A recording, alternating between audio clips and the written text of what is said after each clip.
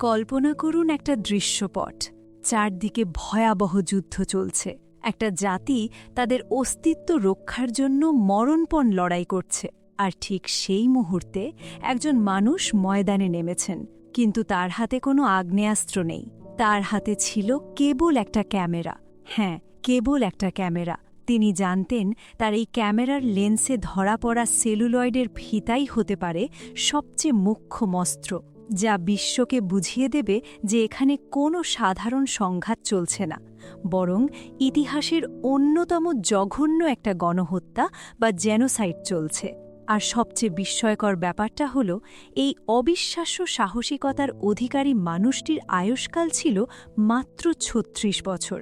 খুবই সংক্ষিপ্ত একটা জীবন, কিন্তু এই অল্প সময়ের মধ্যেই তিনি ক্যামেরার লেন্স, কলমের কালি আর রাজপথের লড়াই সব জায়গাতেই সমান দাপটে চলেছেন।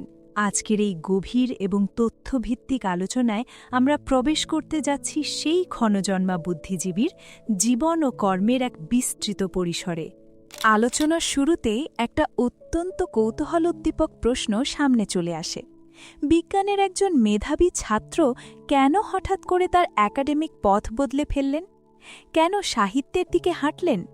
আর কিভাবে তার পারিবারিক নাম আবু আব্দুর মোহাম্মদ জহিরুল্লাহ থেকে তিনি চিরকালের জন্য হয়ে উঠলেন ইতিহাসখ্যাত জহির রায়হান? এই প্রশ্নের উত্তর খুঁজতে হলে আমাদের একটু পেছনে ফিরে যেতে হবে, তার প্রারম্ভিক জীবনের দিকে। ইতিহাস পর্যালোচনা করলে দেখা যায়, জহির রায়হান ১৯৩৫ সালের ১৯ অগস্ট জন্মগ্রহণ করেন তৎকালীন নোয়াখালী জেলার ফেনী মহকুমার সোনাগাজী থানার মজুপুর গ্রামে। তার পিতা মাওলানা মোহাম্মদ হাবিবুল্লাহ ছিলেন কলকাতা আলিয়া মাদ্রাসার একজন অধ্যাপক, যিনি পরবর্তীতে ঢাকা আলিয়া মাদ্রাসার অধ্যক্ষ হয়েছিলেন।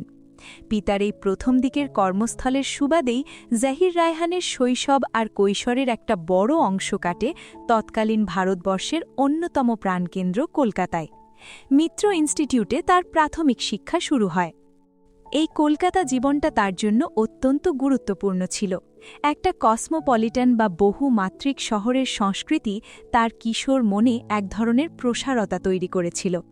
কিন্তু এরপরেই ঘটে সেই যুগান্তকারী ঘটনা, ১৯৪৭ সালের দেশভাগ। ব্রিটিশ ভারতের এই বিভাজন কেবল মানচিত্রের বিভাজন ছিল না, এটা ছিল অসংখ্য মানুষের শিকড় ছিন্ন হওয়ার এক মর্মান্তিক ইতিহাস। এই দেশভাগের কারণেই তাদের পরিবার কলকাতা ছেড়ে স্থায়ীভাবে ফেনীতে চলে আসতে বাধ্য হয়। একটা সদ্য কৈশোরে পা দেওয়া ছেলের জন্য নিজের চেনা কসমোপলিটান পরিবেশ ছেড়ে সম্পূর্ণ নতুন এক গ্রামীণ পরিবেশে আসা, এই ভৌগোলিক স্থানান্তর তার মনস্তত্ত্বে সমাজ বাস্তবতার বীজ বপন করেছিল। চেনা পরিবেশ ছেড়ে নতুন পরিবেশে এসে তিনি চারপাশের সমাজ, শ্রেণী বৈষম্য আর সাধারণ মানুষের জীবন সংগ্রামকে খুব কাছ থেকে দেখার সুযোগ পেয়েছিলেন। আর এর প্রভাব আমরা খুব দ্রুতই দেখতে পাই।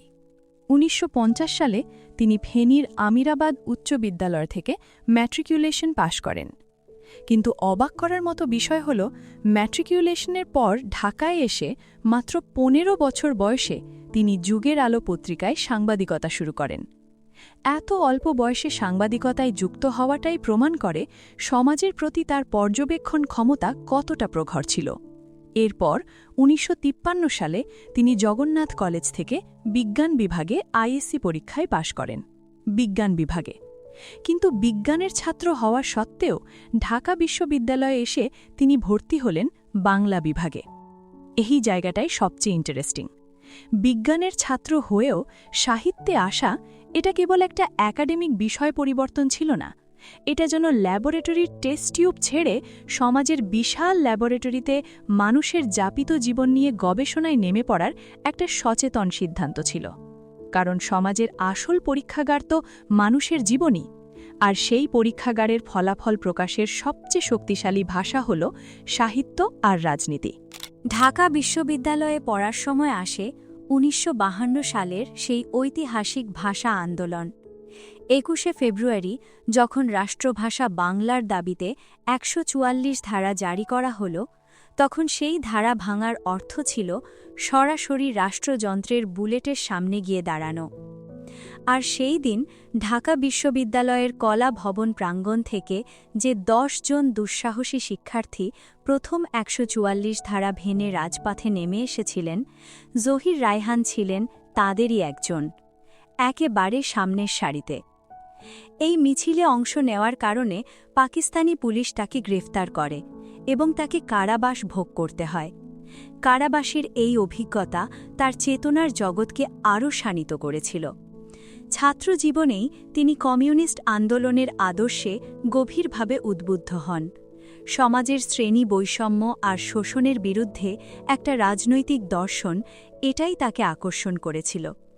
কমিউনিস্ট পার্টির একজন সক্রিয় কর্মী হিসেবে তিনি যখন পার্টির গোপন কুরিয়ার বা বার্তাবাহক হিসেবে কাজ করছিলেন, তখন নিরাপত্তার খাতিরে এবং সাংগঠনিক প্রয়োজনে নেতারা তাকে একটা ছদ্মনাম দেন, আর সেই নামটিই ছিল রায়হান।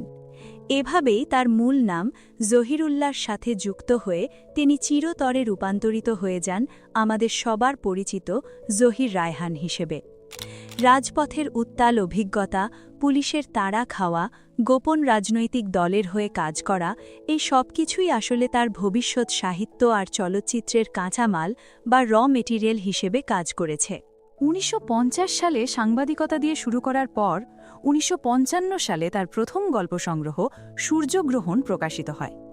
এরপর তিনি খাপছাড়া, যান্ত্রিক এবং সিনেমার মতো বিভিন্ন প্রগতিশীল পত্রিকায় কাজ করেন।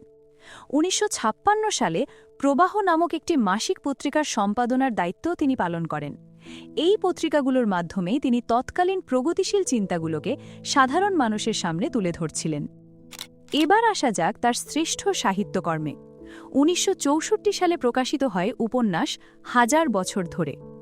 এই উপন্যাসের জন্য তিনি মর্যাদাপূর্ণ আদমজী সাহিত্য পুরস্কার লাভ করেন। এখানে মন্তু আর টুনি চরিত্রের মধ্যে দিয়ে গ্রাম বাংলার আবহমান জীবনধারা এবং কুসংস্কারের এক বিশাল চিত্র আঁকা হয়েছে। তিনি দেখিয়েছেন কিভাবে প্রজন্মের পর প্রজন্ম ধরে গ্রামীণ সমাজে কুসংস্কার, অন্ধবিশ্বাস আর শোষণ একটা চক্রের মতো ঘুরে চলেছে।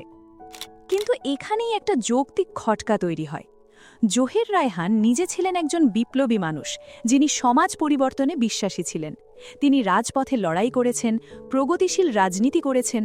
অথচ এমন এক পরিবর্তনকামী মানুষ কেন তার শ্রেষ্ঠ উপন্যাসে এমন এক সমাজের চিত্র আঁকলেন যেখানে কোনো পরিবর্তনই নেই? আসলে সাহিত্যের মনস্তাত্ত্বিক কৌশলটা এখানেই সবচেয়ে চমৎকারভাবে কাজ করেছে।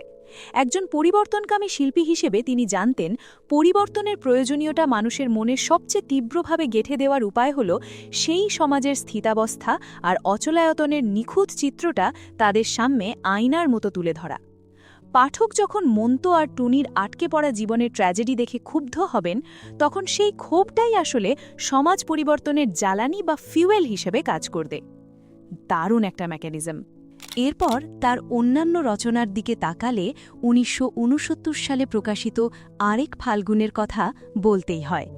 এটা ছিল ভাষা আন্দোলনের প্রেক্ষাপটে রচিত তার প্রথম সার্থক রাজনৈতিক উপন্যাস।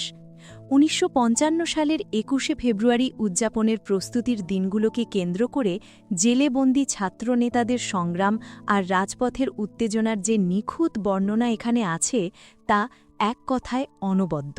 এই উপন্যাসেরই সেই অমর উক্তি, আসছে ফাল্গুনে আমরা কিন্তু দ্বিগুণ হব, তৎকালীন তরুণ সমাজের জন্য এক বিরাট অনুপ্রেরণা হয়ে দাঁড়িয়েছিল। শুধু রাজনীতি বা গ্রামবাংলাই নয়, তার লেখনীর পরিধি ছিল বহুমাত্রিক। ১৯৬০ সালে প্রকাশিত রোম্যান্টিক আখ্যান শেষ বিকেলের মেয়ে, নাগরিক নিম্ন মধ্যবিত্ত পরিবারের অর্থনৈতিক সংগ্রাম ও মানবিক অবক্ষয় নিয়ে বরফ গলা নদী, ভিয়েতনাম যুদ্ধ এবং সাম্রাজ্যবাদী শোষণের বিরুদ্ধে প্রতিবাদ নিয়ে আর কতদিন, এমনকি তৃষ্ণা, ২১শে ফেব্রুয়ারি, কয়েকটি মৃত্যুর মতো উপন্যাসগুলো বাঙালির জীবন সংগ্রামের নানা রূপকে ধারণ করে আছে। কিন্তু সাহিত্যের এই বিশাল ক্যানভাসে কাজ করার পরও তিনি থেমে থাকেননি। সাহিত্যের পাতা থেকে তিনি পা রাখলেন সেলুলয়েডের ফিতার, অর্থাৎ চলচ্চিত্র নির্মাণের জগতে। এর পেছনে যুক্তিটা খুব পরিষ্কার, সেটা হল যোগাযোগের পরিধি বা রিচ বৃদ্ধি করা। সাহিত্য মূলত শিক্ষিত এবং নির্দিষ্ট একটা পাঠক শ্রেণীর কাছে পৌঁছতে পারে, কিন্তু জহির রায়হানের লক্ষ্য ছিল সমাজের একেবারে প্রান্তিক ও সাধারণ মানুষের কাছে নিজের রাজনৈতিক আর সামাজিক বার্তা পৌঁছে দেওয়া। আর এর জন্য চলচ্চিত্রের চেয়ে শক্তিশালী মাধ্যম আর কি হতে পারে? ১৯৫৭ সালে এজে কারদার পরিচালিত জাগো হুয়া সাভেরা চলচ্চিত্রের সহকারী পরিচালক হিসেবে তার রূপালী জগতে পদার্পণ। এরপর ১৯৬১ সালে কখনো আসেনি ছবির মাধ্যমে তিনি পূর্ণাঙ্গ পরিচালক হিসেবে আত্মপ্রকাশ করেন। তৎকালীন প্রথাগত বাণিজ্যিক সিনেমার যে ধারা ছিল, যেখানে মূলত নাচ গানের আধিক্য থাকত, তার বিপরীতে এটা ছিল একটা সাহসী মনস্তাত্ত্বিক প্রয়াস। ১৯৬৪ সালে তিনি নির্মাণ করেন তৎকালীন পাকিস্তানের প্রথম রঙিন চলচ্চিত্র সঙ্গম। ১৯৬৫ সালে মুক্তি পায় তার প্রথম সিনেমাস্কোপ চলচ্চিত্র বাহানা। প্রযুক্তিগত দিক থেকেও তিনি বাংলা চলচ্চিত্রকে অনেক দূর এগিয়ে নিয়ে গিয়েছিলেন। তবে তার চলচ্চিত্র ক্যারিয়ারের সবচেয়ে বড় এবং ঐতিহাসিক মাইলফলকটি আসে ১৯৭০ সালে, রাজনৈতিক ব্যঙ্গধর্মী চলচ্চিত্র জীবন থেকে নেওয়া। এই ছবিতে অত্যন্ত সুনিপুণভাবে একটা পরিবারের গল্প বলা হয়েছে, যেখানে পরিবারের কর্তৃত্বপরায়ণ বড় বোনের হাতে বাড়ির সব চাবির গোছা থাকে আর পরিবারের অন্য সদস্যরা তার অত্যাচারে অতিষ্ঠ। এই বড় বোন চরিত্রটি মূলত তৎকালীন পাকিস্তানের সামরিক শাসক আইয়ুব খানের একটা নিখুঁত রূপক বা মেটাফোর। রাষ্ট্রের ক্ষমতা কিভাবে একনায়কতন্ত্রের হাতে কুক্ষিগত ছিল তা ওই চাবির গোছার মাধ্যমেই বোঝানো হয়েছে। আর এখানেই প্রথমবারের মতো সেলুলয়েডের পর্দায় ১৯৫২ সালের ভাষা আন্দোলনের মিছিল এবং আমার ভাইয়ের রক্তে রাঙানো ২১শে ফেব্রুয়ারি গানটি ব্যবহার করা হয়েছিল। প্রেক্ষাগৃহে বসে সাধারণ মানুষ যখন পর্দায় প্রভাত ফেরি বা ভাষা আন্দোলনের গানই দেখতেন, তখন তারা কেবল দর্শক থাকতেন না, তারা মানসিকভাবে সেই মিছিলে অংশগ্রহণ করতেন। বাঙালি জাতীয়তাবাদের বীজ বোনার ক্ষেত্রে এই চলচ্চিত্রটি এক অসাধারণ ভূমিকা পালন করেছিল। এরপর আসে ১৯৭১ সাল, বাংলাদেশের মুক্তিযুদ্ধ। এই সময়ে জহির রায়হানের শিল্পী সত্তা এক ভিন্ন মাত্রায় পৌঁছায়। কলকাতায় অবস্থান করে তিনি অনুধাবন করেছিলেন যে আন্তর্জাতিক সম্প্রদায়ের কাছে পাকিস্তানি বাহিনীর নারকীয় তাণ্ডবের সত্যতা তুলে ধরাটা কতটা জরুরি। আর সেই তাগিদ থেকেই তিনি নির্মাণ করেন তার যুগান্তকারী ২০ মিনিটের সাদাকালো তথ্যচিত্র স্টপ জেনোসাইড। এই প্রামাণ্যচিত্রের নির্মাণশৈলীটি ছিল অত্যন্ত তীক্ষ্ণ। শুরুতেই তিনি ব্যবহার করেছিলেন দ্বিতীয় বিশ্বযুদ্ধকালীন হলোকস্ট বা ইহুদি নিধনের দৃশ্য। এরপর আসে লেনিনের উক্তি এবং তারপরেই সেই দৃশ্যগুলো মিশে যায় তৎকালীন পূর্ব পাকিস্তানের বাস্তবতায়। শরণার্থীদের মাইলের পর মাইল হেঁটে চলা, মৃতদেহ পড়ে থাকা আর মানবেতর জীবনের চিত্রে। এই সম্পাদনার মাধ্যমে তিনি বিশ্ববাসীকে বুঝিয়ে দিয়েছিলেন যে বাংলাদেশে যা ঘটছে তা পাকিস্তানের কোনো সাধারণ অভ্যন্তরীণ রাজনৈতিক বিষয় নয়, এটা হলোকস্টের সমতুল্য একটা জঘন্য মানবতাবিরোধী অপরাধ, একটা জেনোসাইড। আন্তর্জাতিক কূটনীতির টেবিলে বাংলাদেশের মুক্তিযুদ্ধের পক্ষে জনমত গঠনে এই প্রামাণ্যচিত্রটি এক মূল্যবান প্রথম দলিল হিসেবে কাজ করেছিল। এর পাশাপাশি আ স্টেট ইজ বর্ন এবং চিলড্রেন অফ বাংলাদেশের মতো আরও গুরুত্বপূর্ণ তথ্যচিত্র তিনি এই সময় নির্মাণ করেছিলেন। ১৯৭১ সালের ১৬ই ডিসেম্বর বাংলাদেশ চূড়ান্ত বিজয় অর্জন করে। ১৭ই ডিসেম্বর জহির রায়হান স্বাধীন বাংলাদেশে ফিরেও আসেন। কিন্তু এই আনন্দ তার জীবনে স্থায়ী হয়নি। তার বড় ভাই প্রখ্যাত সাহিত্যিক এবং সাংবাদিক শহীদুল্লাহ কায়সার তখন নিখোঁজ ছিলেন। মুক্তিযুদ্ধের একেবারে শেষ পর্যায়ে আলবদর বাহিনী তাকে অপহরণ করেছিল। ভাইকে ফিরে পাওয়ার এক অদম্য বাসনায় জহির রায়হান হন্যে হয়ে ছুটছিলেন। এরপর আসে ইতিহাসের সেই মর্মান্তিক দিনটি, ১৯৭২ সালের ৩০শে জানুয়ারি। সকালে একটা উড়ো ফোন কল পেয়ে তিনি একাই ঢাকার মিরপুরের দিকে রওনা হন। মনে রাখা দরকার, মিরপুর তখন ছিল বিহারি এবং পালিয়ে থাকা পাকিস্তানি সেনাদের শেষ দুর্গ। সদ্য স্বাধীন দেশে তখনও ওই এলাকাটি পুরোপুরি শত্রুমুক্ত হয়নি। সেখানে সেদিন সেনাবাহিনী এবং পুলিশের যৌথ অভিযান চলছিল। আর সেই অভিযানের দামানলের মধ্যেই এক অতর্কিত হামলায় জহির রায়হান চিরতরে নিখোঁজ হয়ে যান।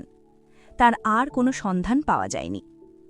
বিজয়ের মাত্র ১.৫ মাসের মাথায় এমন একজন বুদ্ধিজীবী ও শিল্পীর অন্তর্ধান পুরো জাতির জন্য ছিল এক অপূরণীয় ক্ষতি। আর সেই মর্মান্তিক ইতিহাসের কারণেই আজও ৩০শে জানুয়ারি দিনটি রহস্যময় অন্তর্ধান দিবস হিসেবে স্মরণ করা হয়। তার শারীরিক অনুপস্থিতি ঘটলেও তার কাজের স্বীকৃতি থেমে থাকেনি।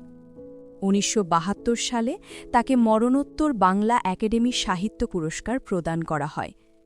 চলচ্চিত্রে অসামান্য অবদানের স্বীকৃতিস্বরূপ ১৯৭৭ সালে তিনি পান ২১শে পদক। ১৯৯২ সালে সাহিত্যে অবদানের জন্য লাভ করেন রাষ্ট্রের সর্বোচ্চ বেসামরিক সম্মাননা স্বাধীনতা পদক। এমনকি ২০০৫ সালেও তার ১০০০ বছর ধরে অবলম্বনে নির্মিত চলচ্চিত্রটি শ্রেষ্ঠ কাহিনীকার বিভাগে জাতীয় চলচ্চিত্র পুরস্কার লাভ করে। আসলে জহির রায়হান কেবল একজন ব্যক্তি বা একজন শিল্পী ছিলেন না, তিনি নিজেই একটা প্রতিষ্ঠানে পরিণত হয়েছিলেন। শিল্পের মাধ্যমে যে সমাজ বদলানো সম্ভব, এই গভীর বিশ্বাস তিনি লালন করতেন। ৫২র ভাষা আন্দোলন থেকে শুরু করে ৭১-এর মুক্তিযুদ্ধ, বাঙালির প্রতিটি ক্রান্তি লগ্নে তিনি তার কলম আর ক্যামেরাকে শানিত করেছেন। তার সৃষ্টিকর্ম তাকে বাংলা সাহিত্য ও চলচ্চিত্র জগৎ এবং প্রতিটি বাঙালির মনে তাকে অমর করে রাখবে।